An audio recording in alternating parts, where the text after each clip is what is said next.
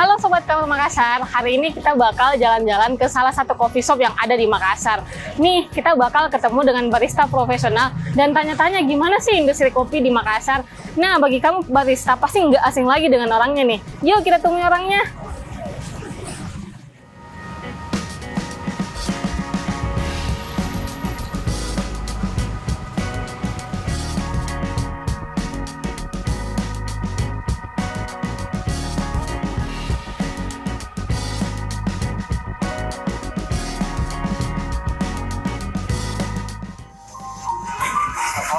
Halo Kak Mail, selamat siang. Gimana kabarnya Kak? Alhamdulillah baik. Nah, kita nih Kak mau tanya-tanya nih soal industri, boleh nggak nih?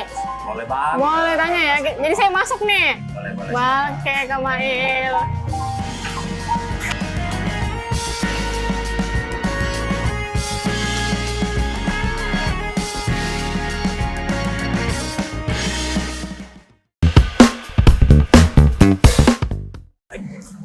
Halo Sobat Kafe Makassar, oke siang ini saya lagi bersama dengan salah satu orang yang paling terkenal di Makassar ya. Kalau bagi-bagi barista atau pecinta kopi, pasti nggak asing lagi dengan satu orang ini. Halo Kak Ismail, halo Kak. Selamat siang. Gimana kabar Kak? Alhamdulillah harus selalu baik. Oke, jadi Kak Ismail ini kita mungkin lebih akrab dipanggil Kak Mail ya? Yes. Oke, Kak Mail. Jadi Kak Mail ini merupakan barista profesional ya, merupakan salah satu pendiri Asosiasi Barista Hood Indonesia di Makassar. Kak, kita mau cerita dulu nih. Boleh. Kalau ngomong-ngomong soal kehidupan barista, soal perjalanan karir barista, Kak Mail ini kan mengawali karir di bidang kitchen ya, Kak? Ya di sana itu di dapur. Oke. Nah, ngomong-ngomong katanya Kak Mail ini sebelum jadi pendiri Asosiasi Barista Hood di Indonesia Makassar itu, sebelumnya Kak Mail ini tuh berprofesi di bidang kitchen dan menjadi pengantar visa di salah satu brand di Makassar. Oke. Kak Mail mungkin boleh diceritain sih gimana awal karirnya Kak Mail itu bisa jadi barista gitu. Baik, sebelumnya saya perkenalkan diri dulu. Nama saya Ismail Basri. Ketertarikan di kopi itu serius ya di 2009. Nah sebelumnya itu profesi saya seperti yang disebutkan tadi, saya awalnya sebagai pramuniaga, kemudian delivery pizza. Ya, yang tadi salah satu profesinya Peter Parker di Spider-Man itu adalah delivery pizza. Gitu. Kemudian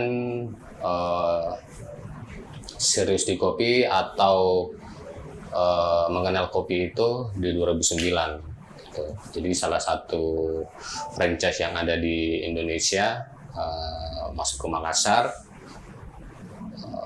Ini tidak apa-apa saya sebut brandnya. Nah, itu namanya Black Canyon Coffee Indonesia. Itu buka di Makassar dan saya bergabung itu bukan sebagai barista sebenarnya, tapi sebagai asisten chef dalam artian dia menyiapkan bahan kebutuhan chef lah seperti itu yang disebut dengan kalau tidak salah butcher gitu. Nah dari situ kemudian selang berapa tahun ada pemilihan untuk cook lah gitu. Nah saya mengajukan salah satu ada makanan yang saya tawarkan dan alhamdulillah jadi favorit gitu. Nah tapi hasilnya setelah dari situ karena saya ingin sekali menjadi seorang chef, artinya kan cook dulu ya. Itu tidak terrealisasi, padahal makanan saya sudah masuk ke favorit lah. Berarti cita-citanya Kak Mail pertama itu jadi chef ya? Jadi chef, jadi ya di industri untuk di bagaimana ya hampir seperti profesinya chef Juna seperti itu. Oke. Nah dari situ saya dipindahkan ke minuman. Nah, minuman kan semua orang bisa lah. Minuman itu apa sih? Semua orang bisa campur itu. Ternyata tidak seperti itu. Ternyata meracik kopi atau meracik minuman itu ada aturan mainnya juga, apalagi di kopi itu detail gitu, detail. Nah kebetulan di tempat saya sebelumnya itu mau buka cabang baru, otomatis dia cari orang gitu. Termasuk saya mendapatkan training untuk pelatihan kopi di Bali. Karena master franchise-nya itu ada di Bali sebenarnya. Jadi kita ikut di sana pelatihan sekitar 1 bulan. Gitu. Nah dari situ saya berpikir, loh, ada apa dengan kopi kok sampai ada apa namanya trainingnya gitu. Kan kalau kopi masyarakat yang lain pasti bilang gampang, ternyata sampai di sana tugas kita di sana mulai dari pagi sampai malam itu tugas kita adalah melayani tamu dengan membuat meracik kopi gitu, itu pesanannya. Dan salah satu yang membuat berbeda dengan franchise lain, dialah salah satu yang mempopulerkan latte art. Gitu. Latte art itu adalah seni melukis di atas kopi menggunakan foam milk, busa susu. Busa susu itu yang dihasilkan dari proses steam dari mesin kopi gitu. Nah dari situ setelah selesai 1 bulan pulang ke Makassar, dikasihlah kepercayaan untuk menjadi kepala barista di sana. Gitu. Nah dari situ saya ambil cuti, dalam artian di sini mungkin karena terlalu boring dengan pekerjaan. Ada kompetisi barista di Jakarta sekitar 2009, salah satu mall di Jakarta Barat kalau tidak salah, Mall of Indonesia. Itu grupnya tempat kami dulu mengadakan kompetisi atau battle latte art kompetisi gitu. Jadi sekitar 25 barista yang ada di Indonesia itu beradu untuk bertanding untuk melukis kopi gitu. Berarti awal kisahnya tertarik ke barista itu ya Kak? Iya. Awalnya mau jadi cita-citanya jadi chef, malah belok ke barista. Iya, malah masuk ke dunia hitam gitu. Dunia hitam. Maksudnya dunia kopi gitu. Iya. Hitam. Oke, jadi ngomong-ngomong soal Kamail nih, Kamail itu udah punya sudah menjadi asesor kompetensi lembaga sertifikasi profesi atau LSP ya untuk kopi Indonesia di Makassar. Jadi Kamail ini salah satu asesor pertama di Indonesia Timur sejak tahun 2014 ya Kamail. Ya Kamail. Jadi Kamail ini udah keliling Indonesia untuk menjadi trainer dan mengajarkan ke barista gimana sih meracik kopi yang enak gitu. Nah, Kamail kan ini punya cita-cita ya, mau membangun kopi khususnya di Makassar untuk memajukan kopi. Nah, salah satunya adalah menjadi co-founder coffee shop di Makassar yang terkenal yaitu Pitstop. Ya, Pitstop. Mungkin boleh cerita kenapa namanya Pitstop gitu? Baik, Pitstop Coffee ini berbicara mengenai Pitstop, orang pasti inilah adalah olahraga otomotif, di mana Pitstop itu tempat pemberhentian untuk mengganti spare part segala macam. Nah, di Pitstop ini saya rubah menjadi tempat peristirahatan untuk menikmati kopi gitu. Kemudian setelah itu jalan gitu. Konsepnya Pitstop ini adalah self service, artinya melayani diri sendiri, jadi pesan sendiri begitu. Itu jadi Pitstop Kopi ini adalah hashtagnya berhenti di sini untuk menikmati kopi gitu. Bukan berhenti maksudnya stop sampai di sini enggak. Jadi mau istirahat, mau ketemu sama teman-teman, nongkrong, tempatnya di Pitstop Kopi. Oke. Berarti semua kalangan bisa menikmati kopi di sini ya, Kak? Ya, karena coffee shop itu atau kedai kopi itu adalah salah satu tempat untuk menyelesaikan masalah. Salah satunya di situ. Jadi di situ ada tempat bisnis juga, transaksi, ada hal-hal yang mau dibicarakan, ya salah satunya di kedai kopi. Oke. Jadi Kamail ngomong-ngomong, Kamail juga merupakan member ini ya, Perkumpulan Petani dan Penggiat Kopi Indonesia gitu, Asosiasi Kopi Indonesia. Iya, saya baru bergabung satu tahun yang lalu ya, di 2022 itu di ASKI. ASKI ini adalah Asosiasi Kopi Indonesia. Oke. Itu ASKI. Nah, kebetulan saya dipercayakan menjabat sebagai yang bertanggung jawab di mengenai franchise untuk kopi. Oke. Begitu. Jadi Kak Mail, karena topik kita hari ini adalah bagaimana industri kopi di Makassar khususnya ya, di Sulsel juga. Kita mau dengan pengalaman Kak Mail nih keliling Indonesia menjadi trainer, menjadi pelatih untuk barista meracik kopi untuk enak, melihat perkembangan kopi di Makassar seperti apa sih sebenarnya Kak Mail? Perkembangan kopi di Makassar sangat berkembang pesat ya. Beda dengan kita berbicara yang sebelumnya. Untuk menikmati dulu ya, kalau kita menikmati kopi itu kita harus masuk ke tempat yang mewah. Dalam hal ini ya, anggaplah di dalam mall atau tempat yang sudah disiapkan gitu. Nah, sekarang kita sudah nggak mesti harus masuk ke tempat yang untuk menikmati kopi. Sekarang sudah ada di pinggir jalan untuk menikmati kopi yang enak gitu. Dan tentunya teman-teman barista lah yang memberikan edukasi ke tamu tentang kopi Indonesia sendiri. Oke. Tapi kalau melihat dari ekosistem kopi sendiri di Makassar misalnya atau di Sulsel Kak Mail, mulai dari petani sampai orang menikmati di depan meja itu seperti apa sebenarnya? Ya.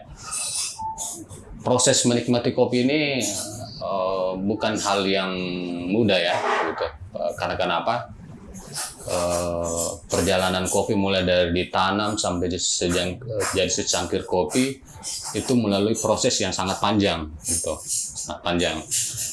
Mulai dari petani, kemudian ada prosesor, kemudian ada namanya profesinya adalah cupping tester, kemudian ada roaster, kemudian ada barista, gitu. Nah, untuk menikmati secangkir kopi ini perlu yang dijaga adalah kualitasnya gitu. Nah, si barista inilah yang berperan penting bagaimana dia bisa paham dan mengerti bagaimana meracik kopi yang enak gitu. Bagaimana mengoperasikan peralatan yang baik dan benar gitu. Nah, tentunya harus punya pengetahuan tentang kopi, pengetahuan tentang peralatan. Berbicara peralatan otomatis ada keterampilan. Nah, berbicara keterampilan ada teknis yang harus kita pahami gitu. Contoh bagaimana meracik espresso yang baik dan benar. Itu kan ada tekniknya. Tidak serta-merta kita cuma bilang kopi kemudian ini tidak gitu. Nah, itu ada aturannya gitu. Nah, contohlah SOP, standar operasional prosedurnya gitu. Jadi perlu pengetahuan, artinya perlu pelatihan. Nah, pelatihan ini bisa kita dapatkan di mana? Di tempat kerja, atau tempat kursus, atau tempat pelatihan, bahkan sampai sekarang sudah ada sekolah barista. Seperti itu. Iya. Salah satu mungkin pelatihnya ini trainernya ya, asesornya gitu. Alhamdulillah saya diberikan kepercayaan untuk berbagi ilmu, artinya melatih teman-teman bagaimana menjadi seorang barista, kemudian setelah tahu jadi barista, selanjutnya apa, mau buat usaha atau bekerja di tempat yang dibutuhkan seperti itu. Oke. Ya. Terus ini Kak Mael, kalau melihat dari ekosistem kopi tadi, di Makassar misalnya industri kopi yang paling banyak sering dinikmati oleh pecinta kopi itu apa sih sebenarnya? Apakah kopi Toraja yang terkenal saat ini, selama ini, atau justru ada kopi-kopi daerah yang justru sebenarnya tidak terkenal, tapi rasanya sangat enak gitu? Baik, budaya ngopi bukan hanya di Makassar sendiri ya, di Indonesia tentunya masih identik dengan budaya ngopi Melayu. Yang dimaksud ngopi Melayu itu adalah kopi hitam dicampur dengan pemanis seperti susu kental manis atau susu atau flavor lain gitu. Nah, itu tidak bisa dihilangkan budaya ngopi susu di Indonesia. Ya mungkin karena dari dulu identik dengan kopi pahit gitu. Banyak orang yang tidak suka. Nah, sekarang ini perkembangan teknologi sekarang sampai barista itu bagaimana caranya biar tidak melulu kopi susu tok gitu. Ya.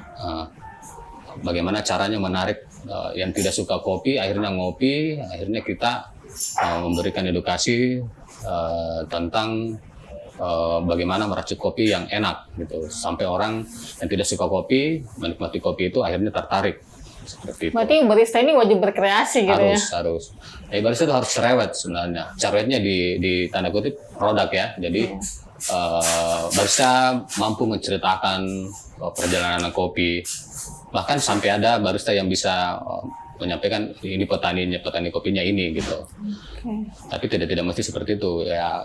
Bagaimana kita berinteraksi dengan tamu, akhirnya dia nyaman, akhirnya dia datang kembali di tempat kita seperti itu.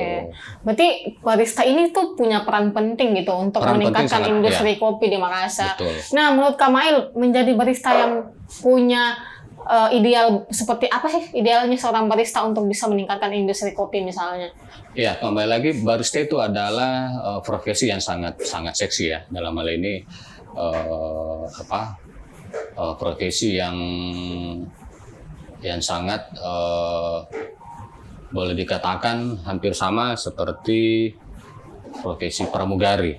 Nah, kalau kakak pernah mungkin naik pesawat itu, pasti mulai dari kita naik itu disambut sampai dulu sampai selesai, sampai itu harus ada namanya menangani, ambil contoh lah di bus itu menangani pelanggan seperti itu. Nah, salah satu kriteria untuk menjadi barista yang profesional ya atau kompeten di bidangnya itu harus memiliki 3 aspek. Nah, ini yang dimaksud dengan 3 aspek ini adalah orang yang kompeten di bidangnya. Orang kompeten di bidangnya otomatis adalah memiliki kompetensi gitu, kompetensi kerja.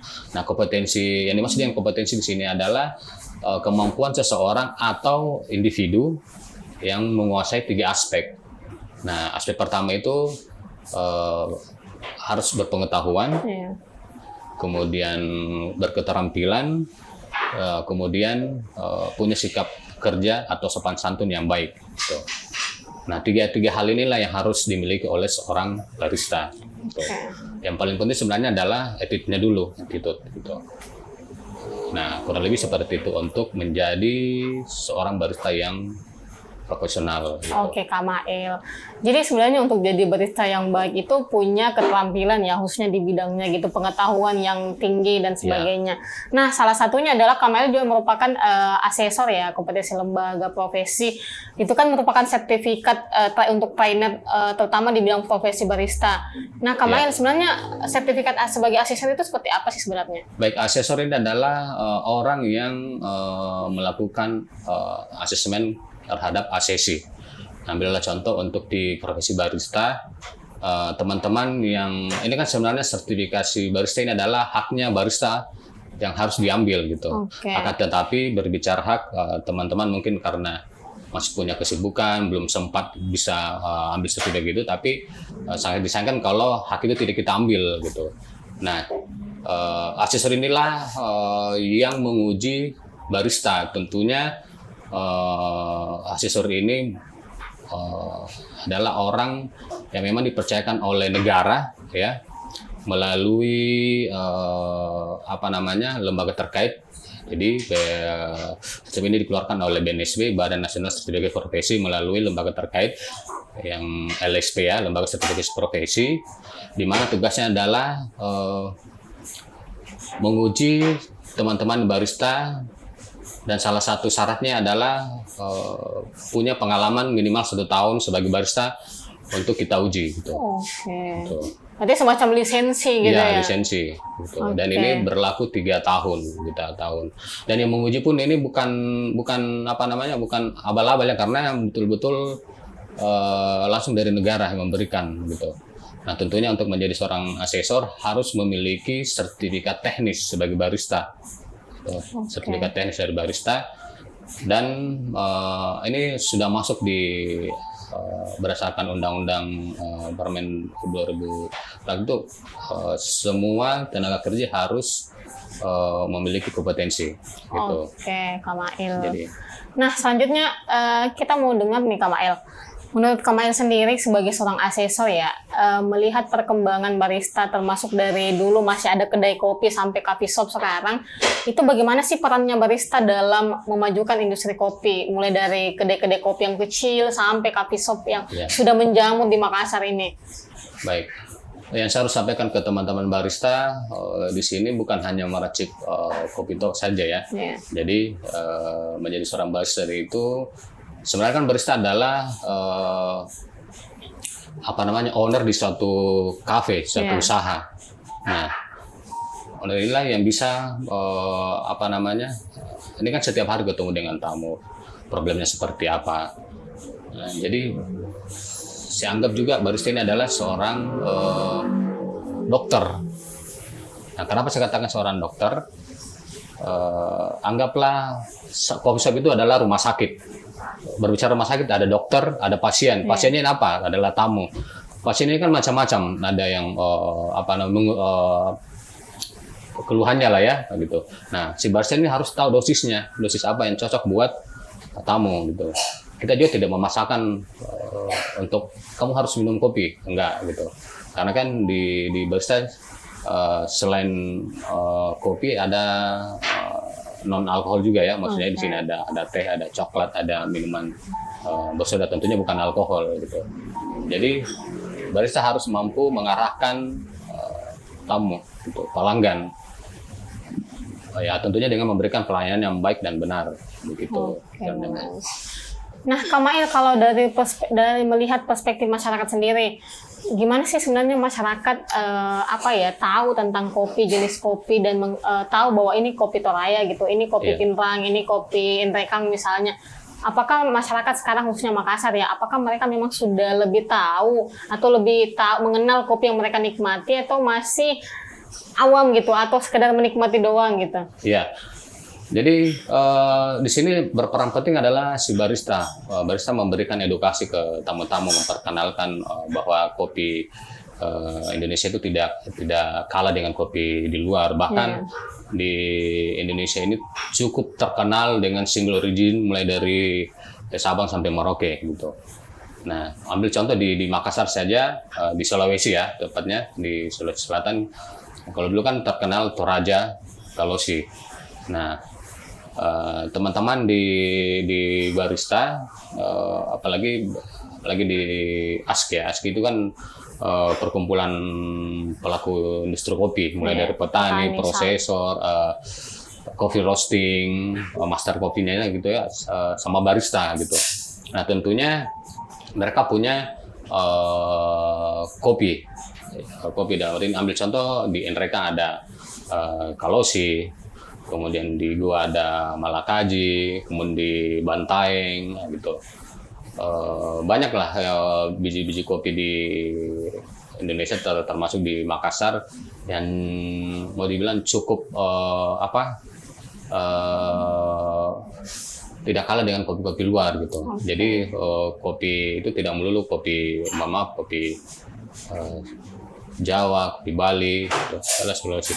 Dan salah satu bahan baku kopi dunia itu ada di Makassar, termasuk di di Toraja. Gitu. Berarti sebenarnya Sulsel ini jantung kopinya dunia. Iya. Bisa dibilang. Sebenarnya ya bukan hanya di Makassar, seluruh Indonesia, karena mau dibilang mungkin kalau dulu kita belajar sejarah negara kita berperang hanya karena apa? Hanya karena rempah-rempah, termasuk kopi. Gantian suku itu ambil hasilnya, termasuk kopi itu tadi, gitu. Nah, di sini peran pentingnya adalah si barista. Bagaimana dia mempunyai sikap nasionalisme. Sikap nasionalisme maksud di sini adalah jual kopi Indonesia, perkenalkan kopi Indonesia, gitu. Ya tentunya dengan memiliki 3 aspek ini tadi. Teman-teman harus berpengetahuan, keterampilannya harus selalu diasah, kemudian sikap kerjanya atau Attitude-nya. sepatunya dengan bagaimana nyaman berbicara dengan orang Oke. seperti itu. Terakhir mungkin Kak Mael, Kak Mael ini kan sudah hampir 2 dekade ya menggeluti, 2 dekade ya ya berarti. hampir 2 dekade Aduh, menggeluti alhamdulillah. bisnis kopi, bagaimana menjadi barista yang baik. Tips mungkin Kak Mael bagi anak-anak Tips apa muda ya? yang misalnya mau bangun usaha kopi itu gimana? Tipsnya mungkin? Tips untuk di usaha makanan minuman ya, apalagi di coffee shop, ya bertahan sih sebenarnya, harus bertahan. Karena kan ya namanya usaha itu kan ada namanya naik turun naik. Jadi Iya. ketika kita mohon maaf kaki lagi sepi, kita jangan patah semangat. Kita harus Survive. dan harus memikirkan bagaimana itu bisa dia sampai stres gitu. Jadi harus Oke. gitu. Nah, ketika kaki naik ya kita juga harus memikirkan, karena kan yang bahaya itu sebenarnya kalau kaki itu sepi terus, itu akan ada yang salah. Kalau kaki itu ramai terus, itu juga ada yang salah gitu. Jadi tipsnya bagaimana ya, nikmati prosesnya gitu. Oke. Ya rezeki sudah Ada yang atur. ada yang ngatur begitu. Oke. Yang jelas kan jalankan standar gitu. Udah cukup aman. Oke, untuk terima seperti kasih itu. Kak Mael. Bagi Baik, anak-anak sama-sama. muda yang mau bangun bisnis, tipsnya adalah survive, harus survive ya. Iya. Oke, Kak Mael, terima kasih sudah berbagi Sama-sama. cerita Terima kasih. kepada kita hari ini. Gitu ya, teman-teman Sobat KM, untuk teman-teman anak muda yang mau bangun usaha kopi, tipsnya adalah survive. Oke, sampai jumpa di episode berikutnya, Sobat-Sobat KM. Terima kasih.